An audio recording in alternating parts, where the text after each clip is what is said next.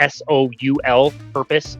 When you find your sole like purpose, it just changes the way you think about things. Like, I understand the mentality of like, it's Monday, I got to go back to work, whatever. Like, I'm doing this 7 days a week, and I bounce right out of bed at 5 a.m. because I found something that I had no intention of retiring from ever. And sharing that with people just brings me so much joy.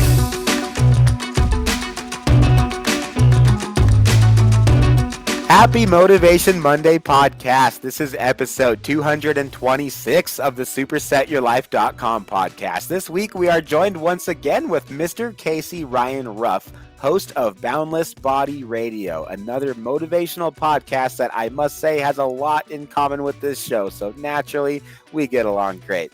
This is, of course, Heart Health Month, as we all know, so a healthy heart requires intentional daily decisions pertaining to both the physical and the unseen aspects of the heart. Proverbs 16:21 says, "Anyone with a wise heart is called discerning, and pleasant speech increases learning." Casey and I both spoke at 2023 Carnivore-a-thon. We exchanged podcast interviews shortly after we met. Episode 169 is definitely where you want to start if you haven't heard of Casey before. That was lifestyle practices for endurance, calm focus, and maximum fat burning. Casey's here with us today to discuss how he starts off his Mondays on a high note to improve in his fitness, picking yourself back up after you fall off the wagon, and setting the tone for his listeners in their faith, in their family, and in their fitness. So check out episode 169 if you haven't already. And if you don't know who Casey is, he is a certified personal trainer since 2007, having operated a metabolic testing program for a large gym overseeing 13 programs in the Western U.S. before shifting his professional focus to researching and acquiring certifications in low-carbohydrate lifestyles, equipping himself to help thousands achieve their specific health and fitness goals through movement, lifestyle management, and proper diet. He is the host of 2 podcasts. First one is Boundless Bodies Radio, LLC, and the second one is How to Make a Podcast. His Instagram is Casey_Ryan_Ruff, just like it sounds. And in his free time, he likes to cycle, paddleboard, and play hockey. So especially on the hockey part, we definitely get along if you can't tell already. Casey, welcome back to the SupersetYourLife.com podcast. Cool. It's such an honor to be back here. I love chatting with you, and you are absolutely right. The hockey one, the last one you read, is the most important for sure. Thanks, man. Have you had a chance to get on the ice at all lately? Man, so yes, I have. I have been playing a little bit more consistently recently. Before the pandemic, after I played a little bit in college, it was basically like a warm body on the ice. I got into the men's league like a lot of people do. You play men's league on the weekends, and I'd have 1 or 2 teams going at all times. And then I got into a drop-in kind of game early in the morning, so I could start at like 5 a.m. And be done by like 7, and it wouldn't be terribly disruptive for my personal training day.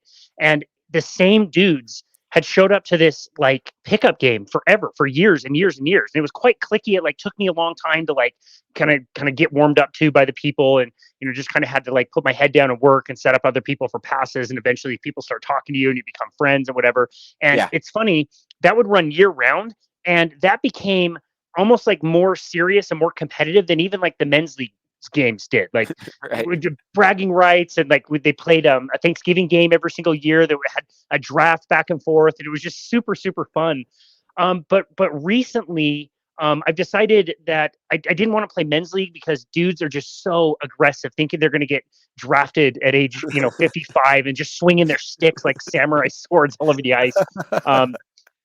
Wasn't great. So I stopped playing that. And then the drop-in, we had this problem where, since we were doing like an email list to get people excited about coming every single week to this gate, we only had one goalie coming consistently, and everybody on the email thread would know it. And so if only one goalie would show up, a lot of the players wouldn't show up. So all of a sudden, this great skate, we'd have like 25 people and 2 consistent goalies every week.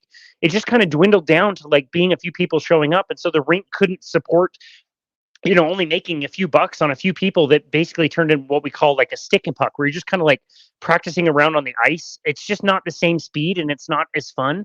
And so they shut down that skate. So currently, yes, I've been skating. It's kind of been a little bit of a hodgepodge of like trying to find another pickup, game to get involved with. But it is nice to be out on the ice. It's just in a different format that I've had to do in the past.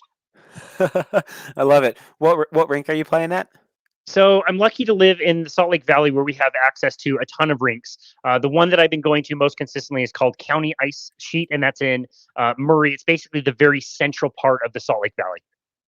Okay, nice. I can't remember the name of the one that I played at, but it was there was one that was significantly, how should I say, higher end than all the rest of the rinks. It has two rinks on it. It's like not even more than a quarter of a mile away from where the Olympics were.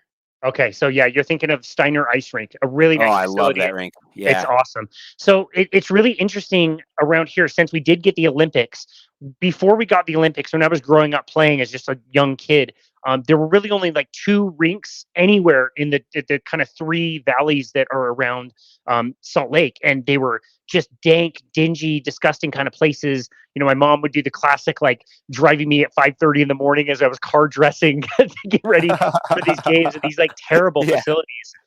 But since we got the Olympics, not only did a lot of more hockey facilities pop up, but a lot of practice rinks started popping up. And since it's Olympic, we had the Olympics, they're all Olympic size. And to this day, they're all Olympic size. So the ice sheet is literally much, much bigger. It's kind of a slower game, and it takes a lot longer to like skate across the ice or down the ice since the sheet of ice is a lot bigger, but it's pretty Yeah. unique. You just have to learn like how the puck kind of travels around the board a little bit differently. Whenever I play at the major arena where our minor league team plays, they play on NHL ice, and so that ice is so much smaller. The game is so much faster. Again, the puck kind of goes around the Right. boards a little bit differently. As a defenseman, you'll know like your cues of where you are spatially skating backwards. You kind of rely on like the lines and where the dots are and everything. And when it's a different proportion depending on the rink, it's kind of challenging to skate at both. But yeah, we have a lot of Olympic size ice sheets around here. It just is different, I love it. Yeah, when you go from a larger rink that you're used to a smaller rink, it kind of throws off your game. The last hockey that I played was a couple weekends ago, and it was an outdoor tournament actually. Have you ever played on an outdoor tournament, bro? No, I played a lot of pond hockey up in the mountains here in Utah. I've always wanted Yeah. to play an outdoor tournament. How was it? Oh God, it was so much fun, man. I don't. I think that most of us were not sober like most of the weekend. That sounds about right. But we got second place though. We were actually Nice. we were ahead in the championship for most of the game. We ended up losing it, but it was really just a fun weekend with a bunch of great guys. You got to remind yourself that that you can't go quite as hard as you did when you were in high school and when you were in college, right? There's certain aspects of the game that are just, you got to really enjoy them when you're in your youth. I think some of the best advice that I ever got as a hockey player was our coach coming into our locker room and just going, "Why aren't you guys playing more physical?" He's like, "I would give anything to be able to play physical like you're allowed to do in high school and in college." And he goes, "You're not going to be able to do this the rest of your life. Like, you'll be able to play hockey when you're in your 30s and 40s, but it's not the same." He goes, "You take out the physical component of the game, and so many things changes." So it was physical, but it wasn't, like it's not full on check, obviously. So Yeah, very interesting. So did you have like boards and were you playing like 5-on-5 even though it was outside? Mhm. Yeah. Yeah, so it was actually the boards are, excuse me, instead of glass, there's a chain link fence. Most outdoor rinks that I've played on are like that, and then I would say it was probably just a little bit smaller than NHL, but it Okay. wasn't too small. Do you Nice. ever get the funniest thing is being the only keto guy in sports where like keto is not a thing, right? Because like you go to the gym and like people have heard of the keto diet, people have heard of the carnivore diet. Hockey, no, man. Like, people are drinking beer in the locker rooms. That's as much thought as they give into their as they give to their nutrition. If you do you ever get a hard time where or people like, what, like, no carbs, really? Like, you're not loading up on pancakes like the rest of us? That's really funny. Yeah, I haven't done a tournament in a long time. Tournaments are really fun and unique because you're not just playing with your boys, you're staying with your boys and everybody's going out to eat together. And it's like the whole experience of the A entire weekend lifestyle, is yeah. It's so awesome. No, I mean, some of my friends who are there know what I do just from like social media. If we're friends on social media, and they know I, kind of post about carnivore and keto stuff. And so I'll eventually, every now and again, I'm not eventually, every now and again, I'll get questions about it. I was surprised. I was having a conversation with somebody in the locker room about it. They were just asking me questions about eggs, and somebody next to me was like, "Oh, carnivore diet. Yeah, I've heard of that. I think I might try it." Like, wow, like at least like the word is getting out, and people are recognizing it a little bit more. And I love what you say about getting older and not being able to play quite as physical. That is definitely true. As you get older, they just don't allow you to play like check hockey. So you can like body up on somebody, especially if they're like younger, but you don't want to go out like hurting people. But I have to say, like, it is quite fun to, this year I turned 40 years old, and I still Get got out. some. What? I didn't know. 40, You're 8 years older than me. You don't look like it. Wow. That's 40, incredible. 40 years old, man. Yeah, just a few weeks ago. And like, I've maybe lost a bit of a step, but not much. I can still wheel with, some of the fastest guys on the ice, and I rarely get burned around the outside skating backwards. And like at age 40, knowing, I just got a DEXA scan, my bone density is super high, like my muscle mass is really decent. My body fat, could be a little bit lower, but I'm pretty happy with where it is. It's nice to, You're looking it's good, nice man. to I appreciate that. It's nice to age and feel like I can still do all the things that I love. I look at a lot of the guys in the locker room who are not aging favorably and complaining about injuries, and their back always hurts, and they're getting older and joke about it. And that's fine. It's nice to do something a little bit different. I think the carnivore diet has really allowed that in my life, and I'm just so grateful that I came across the same information that you did about it. You know what I mean? Absolutely. Yeah. The last thing that I thought about eating the entire weekend was carbs. Still, even as a hockey player, I'm like, okay, I had like a keto brick between games, and then just venison and butter before bed, just like Nice. yeah. Nice. I mean, just like any other day. It's like, okay, I do this because I have low inflammation, because I Yep. have more mental clarity, and because I have better endurance. So why would I go backwards on all those things when this has been working great so far? So Totally. It's a bit more of a challenge. You have to be more mindful of it when you're out on the road and when you're doing other things. But I would not be willing to sacrifice the performance on how I feel the morning after eating a bunch of steak and eggs. Like Gretz used to eat steak before every single game. Like, people yeah. know that this increases your performance. I would not be willing to give that up at all.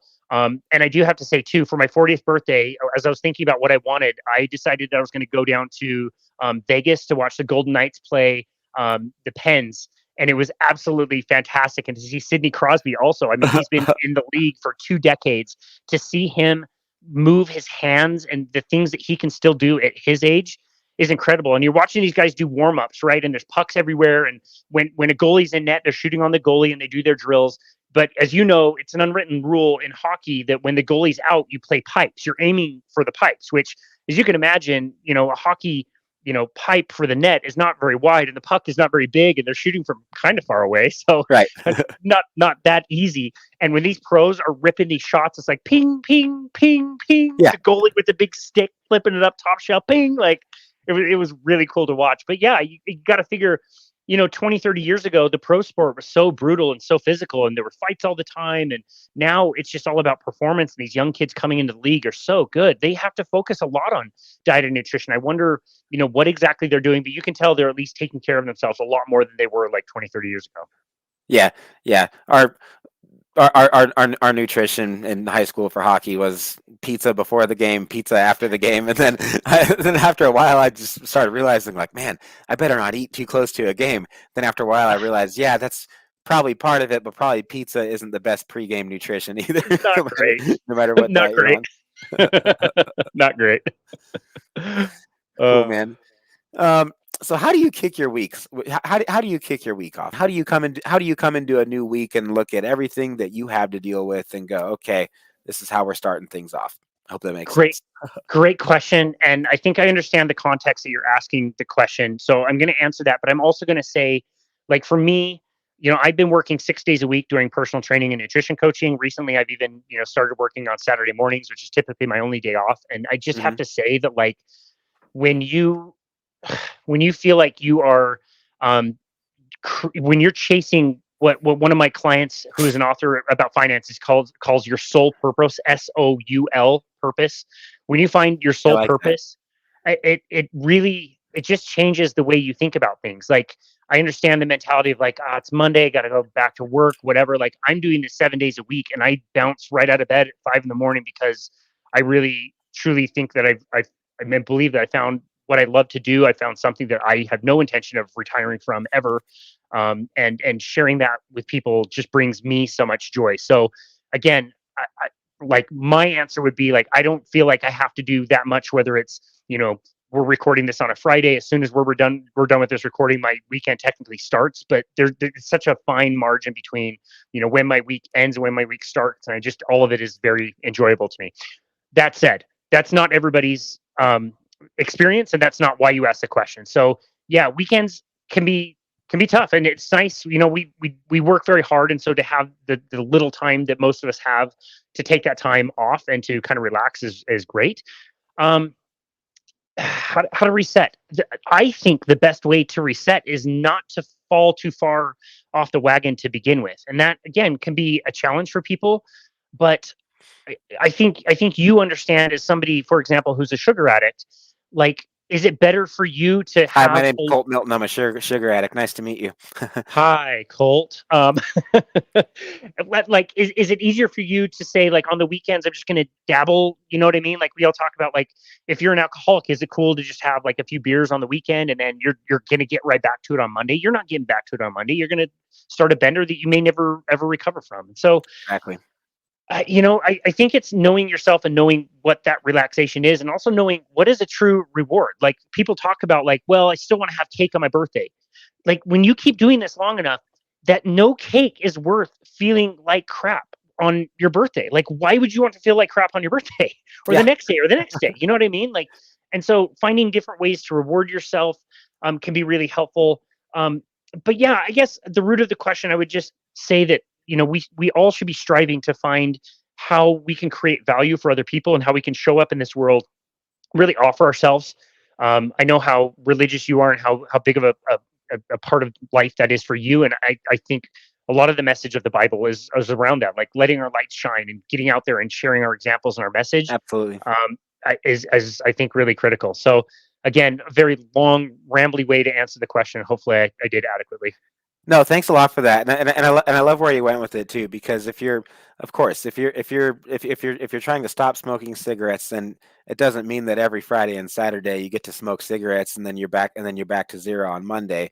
And I think that we need to acknowledge that sugar is very, very addictive for a lot of people, for most people. Of all the clients that I train, and after just talking with Keto Mary, she specializes in sugar addiction and with working with people, helping them overcome eating disorders, people that can't stop chronically over consuming carbohydrates.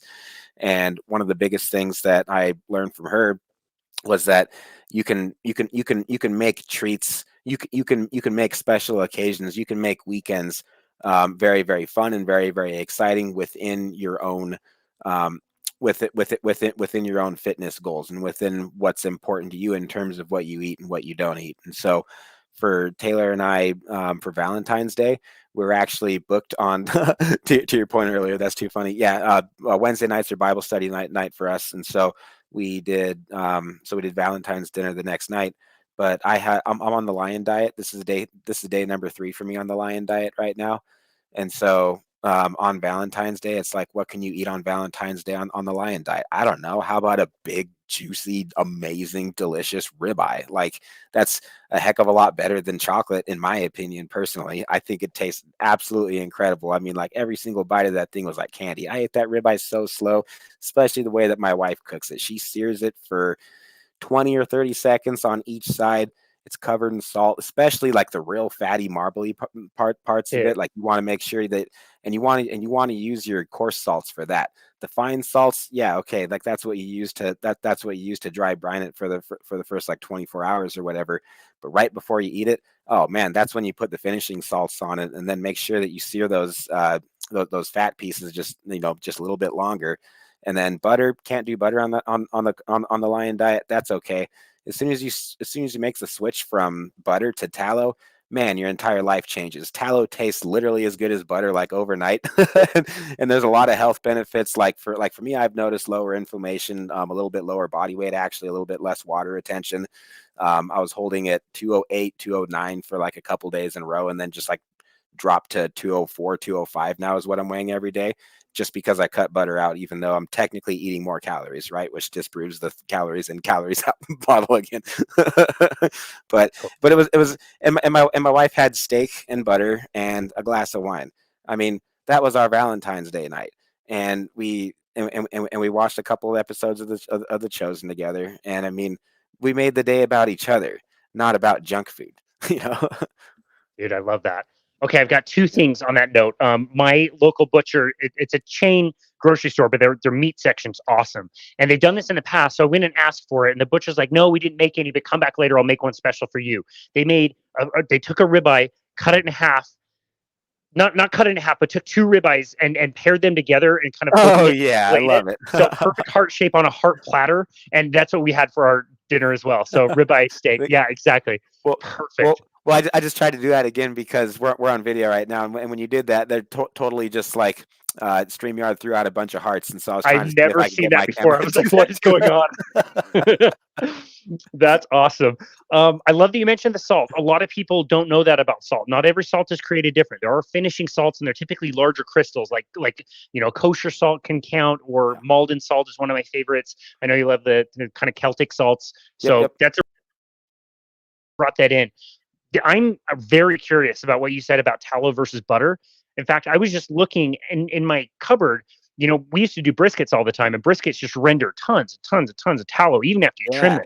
And I feel bad throwing it out. So I'd always save it and like purify it and make sure it was good stuff. But it's just sitting there and I never use it. I don't eat it. I'm thinking about maybe turning it into skincare product of some kind, but I'm going to have to dig that out and try to eat that with my ribeye tonight. I'm so glad that you brought up skincare. Yeah, on Carnivore Coach's Corner, that's our nutrition podcast where I'm having a tallow skincare expert actually that does that on our show. Yeah, Who is it? I can't remember her name actually. Okay, no worries. She's a really good friend of Taylor, my wife, and so Cool. so Taylor set it up. But yeah, she's got a shop on Etsy and everything. Cool. But when I especially after Carnivorathon and after really getting to know Richard Anthony Smith, I went so far as to cut out plant skincare products, and my skin's never been better. it's way better, and I've been using and I've just been using tallow products, and I love it. I love the way it feels, and I don't miss coconut oil or anything else really. It's a game changer for sure. I'm lucky. My sister-in-law makes tallow soap, and so I know the feeling. I use it after hockey games, and like it feels good everywhere. Like a bar of soap that not only like on your skin, but like in your hair and everything. Like takes the smell of gloves off your hands really well, and then your skin just feels so vibrant afterwards. It's my favorite. So I might try to make it, or I might just keep outsourcing it to her to send to me. Right on. Cool. Okay, so it's Heart Health Month. Do you what are some tips or like general practices that you have for your heart health? I mean, I know that you're keeping cardiovascular fit and your diet's nailed down. What are some tips and just general rules that you have for making sure that your heart's healthy? Yeah, great question. It's something I've been thinking about a lot. Again, this milestone of age, turning 40 this last month. Just wondering how my diet is affecting things. I am not one that really loves doing a ton of blood work. I haven't gotten blood work done since maybe 6 months after starting carnivore diet, but that was like 4.5 years ago that I got the blood work done. My carniversary is the 1st of April this year. Will be 5 years. Happy carniversary! Thank you very much. I don't think I'll be stopping anytime soon. But I hope this isn't too much of a tangent. But recently, I've signed up for an alternative to healthcare and health insurance. So we are kind of like you. We're unemployed, or I'm sorry, we're not unemployed. We're self-employed. We work for ourselves, and thus, when we lost our corporate jobs, probably similar to you, we lost our health insurance, and so we've been largely without health insurance for, again, coming up on since the pandemic. So coming up on 4 years, and that's kind of uncomfortable. If something bad were to happen, if I were to get smacked in the face on the ice, or if the bus were to hit me while I'm on my bike or whatever, like that would be a problem to be without health insurance. And so recently I found an alternative to health insurance. You pay this company to help negotiate whatever bills you accrue in the health industry and bring them down to a cash pay. And most doctors and hospitals are very much willing to take a discount to be able to do that. So they lower your cash pay bill, and then we do crowdfunding for paying everybody in this community's bills. And so, for example, I've been a few months on this and I've not needed any medical care myself, but every month I get a request that says, hey, such and such is having a pregnancy. Will you be willing to donate? It's a maximum of like $130 a month. Would you be willing to donate maybe 1 month, $110 to such and such who has a pregnancy? And so I click yes, and $110 comes out of my account that goes directly to this person to help pay this person's bills, and it's all cash pay. And that's how the community works. Everybody's paying each other's bills. You get to see how generous other people are when you're making a decision on whether you're going to fund everybody else's. But this company has done over 10,000 claims, some very serious claims, like ICUs and cancer procedures and all kinds of different stuff. And 100% of all the claims have been paid up to this point. It's never guaranteed that all of them will be paid, but at least up to this point, the community has stepped up. And I have to say, I feel amazing every time I get that email, and I feel like I'm like directly contributing to help somebody else out with, an illness or an injury or surgery or whatever. So we've been on that, and I've really enjoyed it. I've only done it for a few months, but as part of it, they also every month come up with something that they will offer you, a service that you can do that the community will reimburse. And so for January, everybody's focused on health. They offered a free DEXA for everybody. And so I went to a DEXA place near me, paid $65, got my scan, got my results, submitted it to the company, and I get reimbursed for that. This month, it's Heart Health Month, and the service offered a free calcium artery coronary score, a CAC score. And so I did the same thing. And it was actually just yesterday that I went to this place to get a scan of my heart. And this is interesting because they're actually looking at calcium buildups in different places in your arteries and around your heart to be able to tell, like, are blockages forming. I think they're just looking at hard plaques, not necessarily soft plaques, but at least showing you how things are progressing. They give you ranges of scores, like I want to say 1 to 10, you're good. If you 10 to 100 is kind of like a low risk. If up to 400 is like a moderate risk, and anything above there is pretty high risk. You need to do something about this now. And so, coming up on 5 years of doing a carnivore diet, I feel pretty comfortable and confident, knowing what I know about heart health and about eating a lot of saturated fat and a lot of animal products and red meat. However, I don't fully know. We're all making really educated guesses, but at the end of the day, that's pretty much all we can do, is just assume that we're chasing the correct science, and we don't need to worry about things like high cholesterol. I know from that blood test 4.5 years ago that my cholesterol is pretty high, and I decided that's not really much of a concern to me. So I went in, got the scan, and yesterday I was able to get my results, which are actually right here. And I was a little nervous to see, like, maybe there will be something. I don't know. Again, like, I want to post this to be honest and open about it. If it's a problem, I better say something. Maybe I'll convert over to veganism. But again, after that's a joke. I would never do that. But after 5 years of eating, like going out of my way to eat as much saturated fat and cholesterol as possible, I came back with a complete 0 score. I've got 0 calcium artery buildup. Way to go, man. Congratulations. Thanks, Thanks man. for sharing Totally that failed. with me, bro. Wow. Failed the test. Got a 0. It's like a high school test or something. So that was encouraging. You know what I mean? Like to say what I've been saying and to coach my clients and tell them, like, we actually got this whole cholesterol thing wrong, and you should be eating saturated fat. You need the cholesterol to actually have something that was done independently, where they handed me this envelope and sent me on my way, and I was able to open it up and see that, I don't have any buildup at age 40 after several years of going out of my way of eating that kind of stuff. That was nice. It was nice to see. I wasn't necessarily expecting like a 0. I figured it would be low, but I didn't know exactly what it would be. So yeah, so a big part of that, like I said, I think, is eating the correct foods, which are the foods literally that the American Heart Association has been telling us not to eat. If you did nothing else but read and study the American Heart Association's guidelines and like do the opposite, you'd probably be just fine. Ignore the fruits, the vegetables, the whole grains, the vegetable oils, all of that stuff. And particularly the vegetable oils, but yes, all the above. Terrible. I agree. All of it, terrible. And you do the opposite, and you're probably going to be in great health. You did ask about cardiovascular health. I enjoy riding my bike. I play hockey for fun. I don't play it for fitness or health or anything like that. I have to say I have much less value, as I know you do, based on our last conversation, in actually doing what we call cardiovascular exercise. That the term was even called aerobics or cardio exercise. We associate that. It's actually an interesting story that is really like kind of convoluted. And if you actually look at a lot of the science and the studies that were done, you could benefit your heart, I would argue, even more by doing strength training than by doing, again, what we consider cardiovascular exercise. And I think the book Body by Science does a great job getting into the nitty gritty of explaining on why that's true and kind of opening up some of the studies and the history about, again, why we call things aerobics or cardio. So I think when people think about heart health, they think about eating the whole grains and the fruits and vegetables, and also, grabbing their running shoes and going out for a jog every single day. And I don't necessarily think that's the best thing for your heart. I think strength training and eating lots of fats and proteins is a much better way to approach heart health.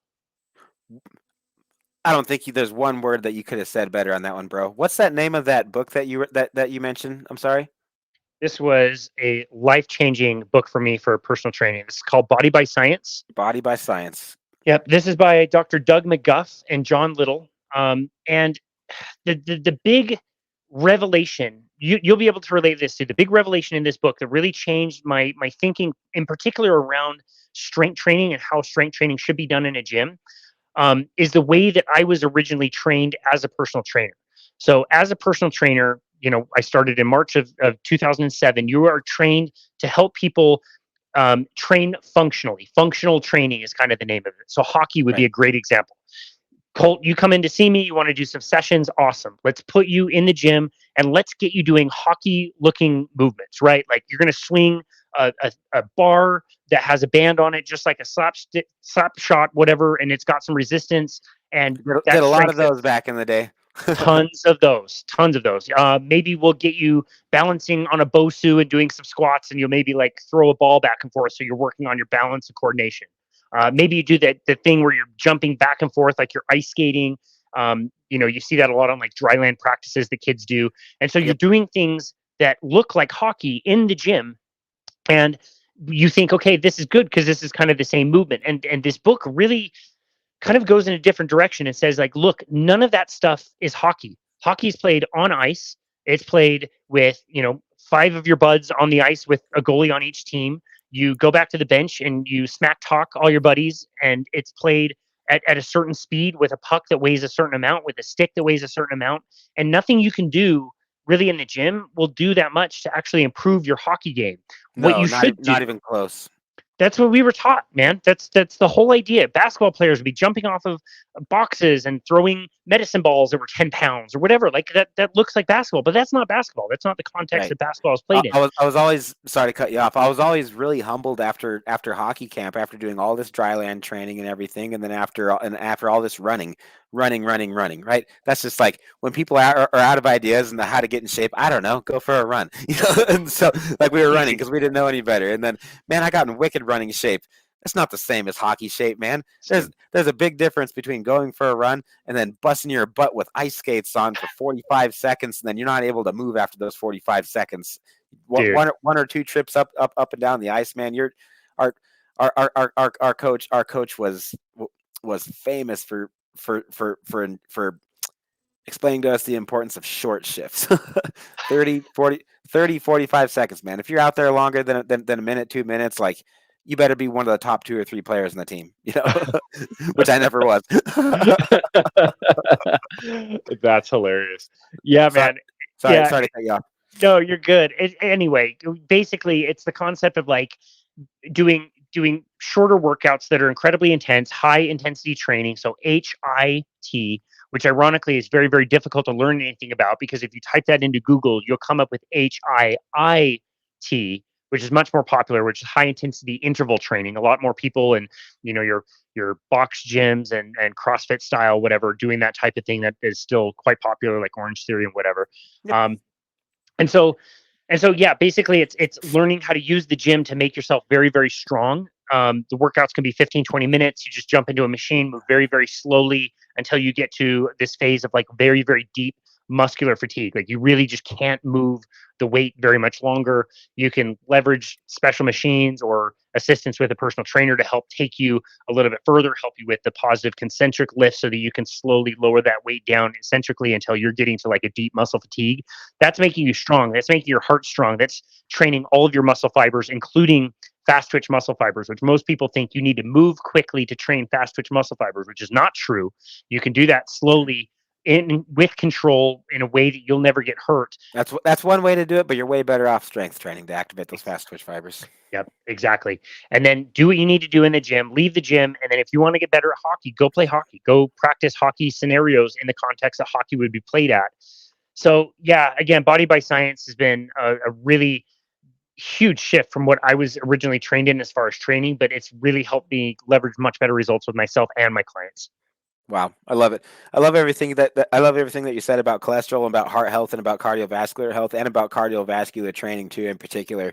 I just wrote that book down. That's one I'm going to have to add to my library too. I'm just cracking up too because I have all the same beliefs that you just that you just explained on cardiovascular training. I think it's completely overrated, even for aesthetics, even for bodybuilding.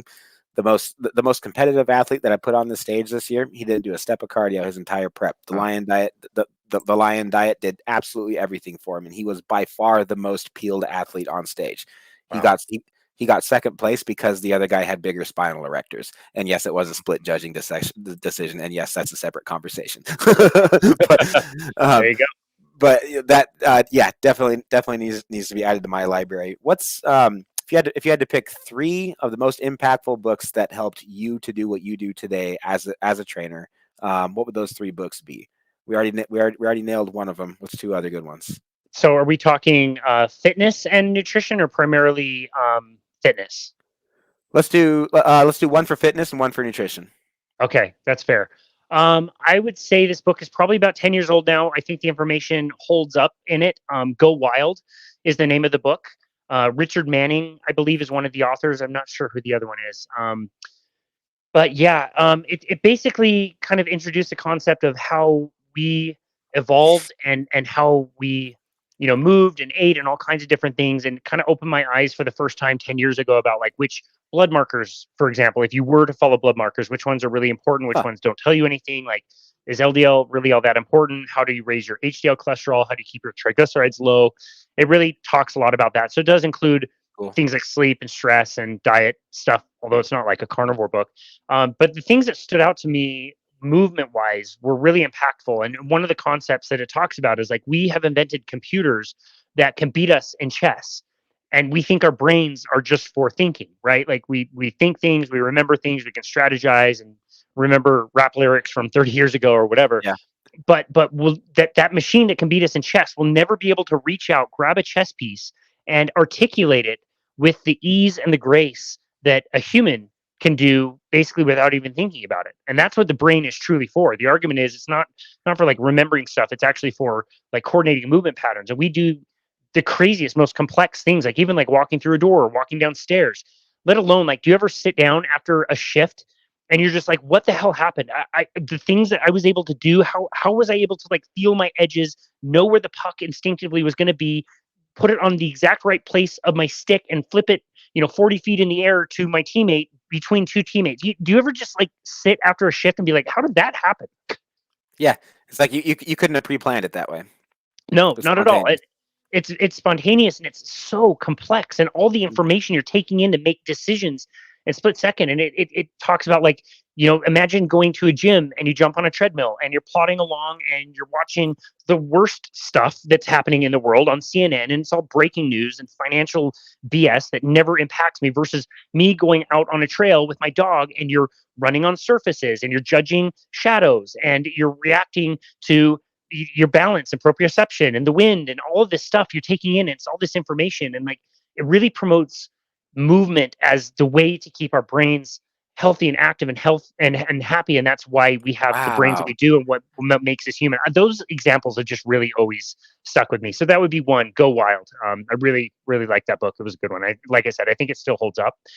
The other one, sorry, I just wanted to add to that. Thanks for the recommendation. I'm going to check that one out too. It sounds kind of like a similar premise to The Inner Game of Tennis. Have you heard of that book? Oh, interesting. No, I haven't. Yeah, so The Inner Game of Tennis, it's more of a psychology book than it is a book on how to play tennis. I have heard of this one. Yeah, okay. Yeah. I have heard of this one. I still haven't read it. Yeah, that one, and then The Inner Game of Music. Me being a musician, I clicked with that one a bit more. But it's the same idea. It's about how to tap into your subconscious mind and that creative power as an athlete.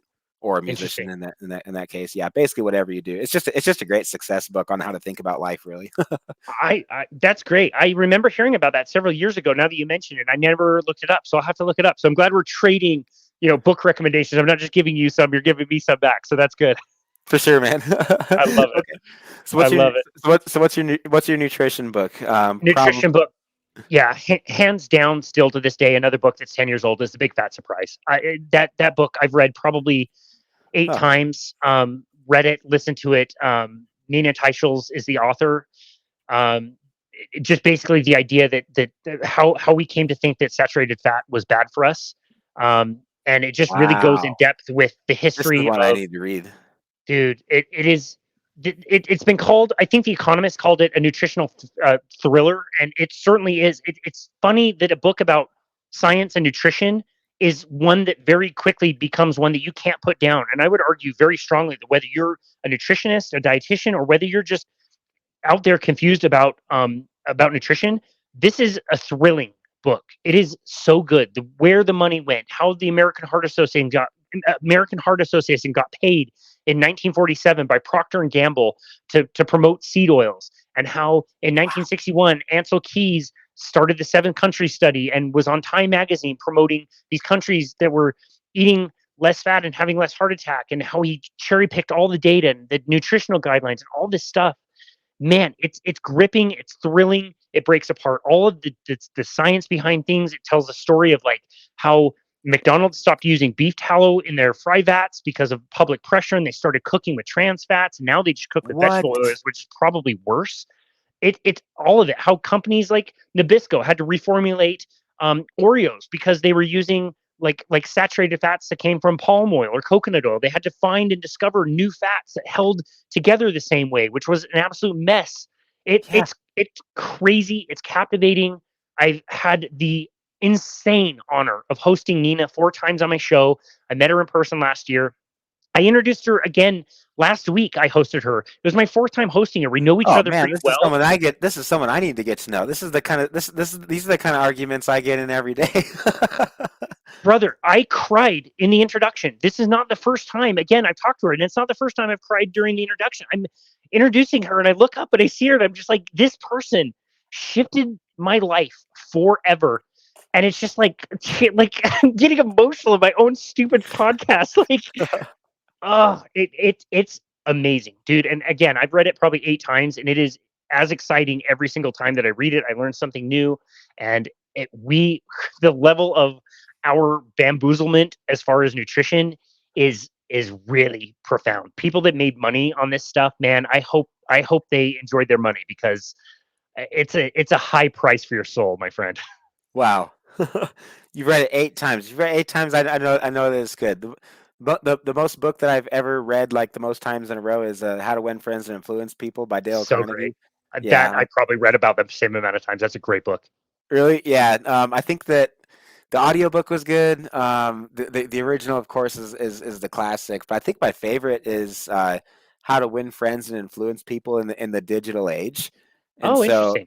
Yeah, and so all of his colleagues basically took the same principles and left in most of the stories that are still relevant today. But a lot of the stuff that's outdated, and like he's using Theodore Roosevelt as an example. And so for me, it's like, I don't know, just kind of hard to relate to in the original one. Yeah. So in the new one, he's using examples like Barack Obama, which, I'm not a fan of Barack Obama, but whatever. It's like I can see where he's coming from with the people skills and everything. And so he just made it a bit more, I think, relevant to the age that we live in now. He's considering like, okay, if you're, so if you're in an email situation, how do you respond appropriately versus, and like, how is that different than if it's a phone call or if you're in person or whatever? Wow, interesting. That would be really relevant and important for most people. In fact, let me just check something. Yeah, check this out. So I served a religious mission in Brazil 20 years ago, and I still have How to Win Friends and Influence People in Portuguese. Como fazer amigos e influenciar pessoas. For Dale Carnegie. Wow. So it's tattered, I mean, obviously very old, but one of the very first editions in Portuguese. So yeah, there you go. That is hilarious, man. I got two Brazilian clients. I'm gonna have to go find that and give it to them for their birthday or something. Yeah, please do. Maybe it'll help us communicate better because there's one that speaks fluent English, but the other guy, I love him from the bottom of my heart, and man, every single check-in that we have, like it's great, but the language barrier is real, and so whenever Milena's available, we try to have her check in and help out. You tell me the day and time. I will be there to translate. I love talking to my Brazilians. I've been able to maintain my Portuguese, so you just tell me when, and I'll jump in. Let's go, man. I'll get on the phone with Fabio right after this. We go. Love it. Good stuff, man. Well, bro, I could just keep asking you questions, and I seriously have a lot of questions that I want to keep asking you about the rest of this. But man, we're gonna go way over time if we keep doing that. And so, where can people go to find out more about you, brother? What's the hottest platform that you're on right now? Absolutely, Colt. It's always an honor to chat with you. I'm really looking forward to hosting you on our show soon as well for the second time. I really jive with people who are authentic and have really a strong passion and just are doing good work and want to get the message out, and maybe don't have billions of followers but are doing really, really good work. And I certainly recognize that in you, and I really appreciate that, and it's just a huge honor to be on your show. The easiest place to find us is our website, which is myboundlessbody.com. You can find most of our socials there. I made our website, so I'm proud that I made it, but it's not like the best ever website. It's good enough to find, our services and what we do. We also offer a free 30-minute consultation. So anybody around the world can click on that and schedule a free 30-minute chat with us. I tell people all the time, whether you want to talk about exercise, nutrition, or whether you just want to introduce yourself and say hi, we would love it. We'd love meeting people and talking to people. And so hope people take us up on that. We are on various social media. You can find our podcast by searching Boundless Body Radio. We release episodes every Monday, Wednesday, and Friday. We've done so for the last 3.5 years, and not going to slow down anytime soon. We've got YouTube. All that stuff you can find on our website. Again, is myboundlessbody.com. Hey, podcast. Thanks for listening to our entire interview with Casey Ryan Ruff. Really hope you liked it. Let us know how you did. All right. These are our announcements for supersetyourlife.com for the rest of the week. All right. Here you go. This is from Taylor. Hello, all. Quick update this week. We had another storm this weekend, so we've hunkered down at home. Some of our snow drifts are over 3 feet tall. This Washington girl is doing her best at acclimating, but wow, these winters are crazy. But don't worry, we will be above 50 apparently by Tuesday. LOL. Praise God for that. I also start a full-time job as a para-pro this week, and that will be an adjustment, but I'm very excited for this new start. All right, this is my update. 4 days now into the Lion Diet 2.0. Macros have been 190 protein every day and 225 fat. All my protein has been from venison, beef, and actually gelatin saved from home rendering tallow. I love that gelatin that cooks out of the tallow. There's a million things that you could do with it that I had no idea about. You can cook eggs in it. Basically, it's just straight collagen for your joints. And so I feel like it's really helped my recovery, and it's going to go to waste anyway, right? If we're home rendering our own tallow. So that, and then bone broth, and then for fat sources, it's all been beef tallow, which is higher in choline than butter. And personally, I feel like it digests better. Even for someone who loves eating butter, which is me, right out of the package, eliminating butter from time to time, like on the Lion Diet, helps me to appreciate more of the health benefits from tallow. So it's improving my muscle fullness and my recovery, just like it did last time that I did the Lion Diet. Averaging 205 to 208 pounds, so I was 207 this morning. The objective of the Lion Diet 2.0, second time doing this, is to eliminate every single food that could possibly trigger autoimmune digestive issues, to reestablish my baseline for the perfect cutting diet to prep for round 2 of the Open Natural in August. Again, very carefully documenting all the changes in my health markers and my body composition, factoring in what's been working best for me and our carnivore bodybuilding athletes. I'm planning on documenting this as a vlog, similar to the ones that I did the first time I did the Lion Diet. And so I did 2 vlogs on that, and then a vlog on YouTube for keto bulk results and tips for lean muscle gains. All right. So if you want this to be written, if you want this to be vlogged on a podcast, like I said, I'm documenting everything. And so whatever is the most helpful. Proverbs 15:22 says plans fail when there is no counsel, but with many advisors, they succeed. So big thanks to Danielle and to Michael for doing this Lion Diet with me this time, in case I feel like bailing out anytime soon. If you can make it past the first week, you're pretty much golden after that. I always feel like I can go forever after that first week. But Caffeine and artificial sweeteners. Those are always the two hardest things to let go. All right. Athlete Spotlight. Speaking of Danielle Fisher, WNBF Pro, we have two of them actually. So the first one is Danielle Fisher from New Hampshire, United States. She says, my bone broth was phenomenal. Thank you for the recipe. And then David Mensoreni from Minnesota, US said, bone broth turned out great. Bone marrow is like candy for lions. That's right. Proud of you guys. There's not a single person on earth that wouldn't benefit from the collagen and other nutritionals from this classic soup. Most people, unfortunately, just don't take the time to home make it, but it's so practical and it's so easy, and it's something that you can do whether you're on the carnivore diet or not. All right.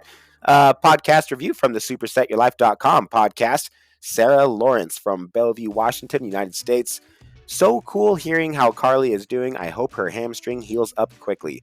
That was in response to episode 223, Injuries, Victories, and Outrunning St. Peter with Carly Kovacic.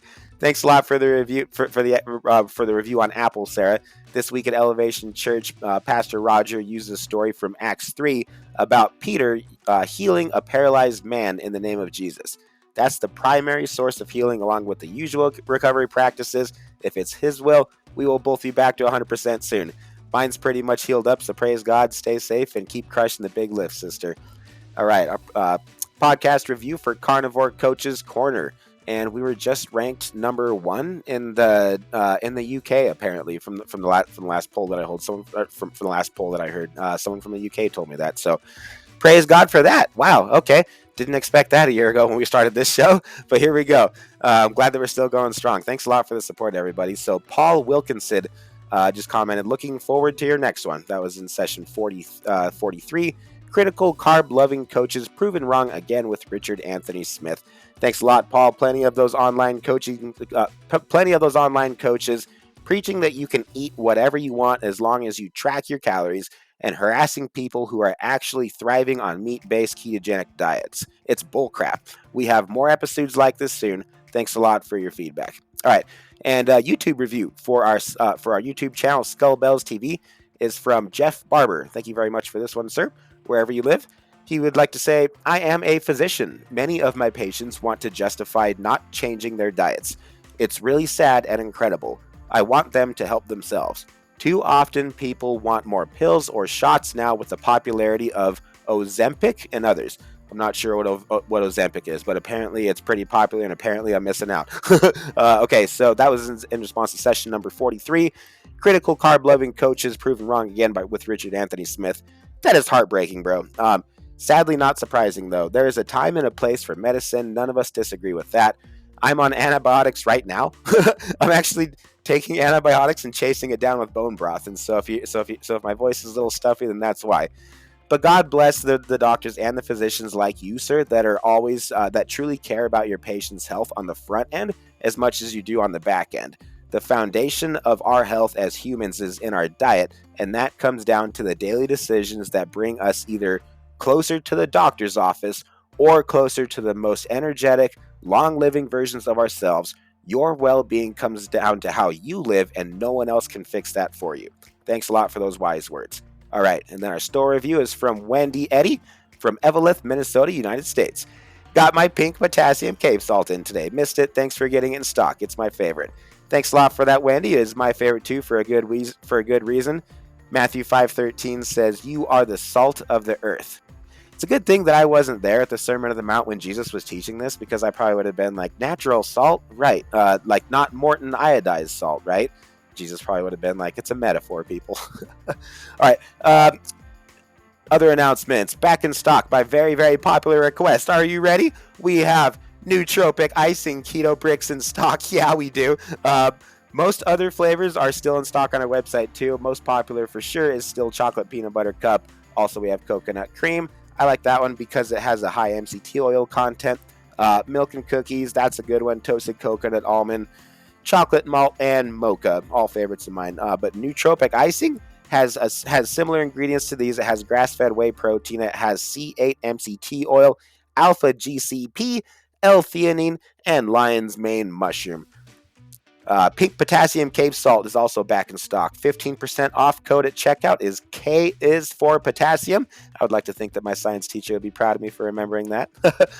So if you buy 5 or more units of that, K is for potassium. That'll save you 15% on that one.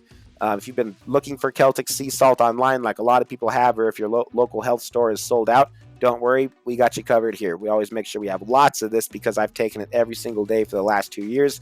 Don't plan on stopping anytime soon. Why supplement potassium when you could get it 100% naturally from sea salt? All right, here's our dad joke of the week. Are you ready? Satan knew that the best way to tempt Adam was through Eve because men eat whatever their wives feed them, right? Our new client Sam told me this on our first coaching call, and I about died laughing. Got me thinking too. Satan was lucky that Eve didn't question about the nutritional content, right? Eve's like, Adam's been gaining some weight, so like how many carbs are in that apple? Satan's like, carbs are good for you, Eve. Eve's like, okay, we'll go with the small one, I guess. That's all I got, guys. All right, our super scripture for the week is love the Lord your God with all your heart, with all your soul, and with all your strength. It is Heart Health Month, so we are definitely picking up after last week, piggybacking off of that topic. That is Deuteronomy 6:5b. So as we approach the end of Heart Health Month and have hopefully made some choices to improve our cardiovascular health, let's take a moment to consider what the Bible teaches about the heart. So last week we looked at Ezekiel 18:5-9 and Mark 12:28, both of which shed additional light on God's command to Moses and the nation of Israel, which pretty much sums up our main responsibility as Christians. I'm going to say it again. Love the Lord your God with all your heart, with all your soul, and with all your strength. Okay? So we are to love God with every part of who we are, and God desires this love to come from the heart.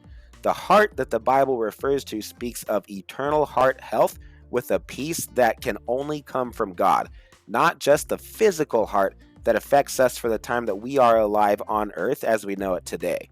On episode 225, which was our last Motivation Monday podcast, we discussed how we all as humans have a body, a soul, and a spirit. This is really cool because God exists as one person in three parts, biblically speaking. The Bible teaches that there's a Father, a Son, and a Holy Spirit, regardless of what denomination you are. This is what the Bible teaches. God created man in his image, Genesis 1:27. Therefore, we are also made up of three parts, which is a body, a soul, and a spirit. The heart, biblically speaking, usually refers to the soul and the spirit together. So the soul and the spirit both make up the eternal aspect of the heart. Hebrews 4:12 is one place where a clear distinction between the soul and the spirit is made, but usually they're grouped together in one category in the Bible. The health of my heart depends heavily on the regular practice of reading, meditating, and applying the Word of God every single day. In our family, in our businesses, fast-paced, hardworking, and sometimes stressful lifestyle, it's sure comforting to keep coming back to a book that is continually proving to be true and serves as a timeless foundation for everyday decision making. Psalm 119 verses 10-11 say, "With my whole heart I seek you. Let me not wander from your commandments. I have stored up your word in my heart that I might not sin against you." And again, that's Psalm 119, 10-11. So whenever you feel like you need God's word but don't know which page to turn to, may I kindly suggest, first and foremost, just crack it open to any page. But if you want something specific, start with Psalm 119 and just start reading it, because it's all about God's word, and it usually points me in the right direction of where to turn for prayer, meditation, or personal study. It's been a couple years now. My life goal has actually been to memorize Psalm 119. I'm up to 20 verses, and I've stalled out there for about a year. But that's okay, because I've just kept those first 20 verses every single day, saying them by memory. And then whichever verse jumps out at me, that points me in the direction of where I need to go with my own study and with my own prayer for the rest of the day. And then that usually gets my head on straight, and so I can focus for the rest of the day and go, okay, this is my foundation. This is who I am. This is who I am in Christ. What does that mean in terms of how I need to conduct myself as a father and as a coach and as an athlete throughout the rest of the day? All right. Hope that made sense, everybody. Hope it got you thinking. God bless every single one of you. Thanks a lot for joining us in this one. Make sure that you tune in. Make sure that you are subscribed to our show, because later this week will be part 2 with Stephen from the ancestral perspective. So that one's going to be a lot of fun. We got lots of stuff to pick apart on that one. We're going to be diving deep. All right. Have an awesome week, everybody. Happy Motivation Monday. We'll catch you on the next episode. God bless.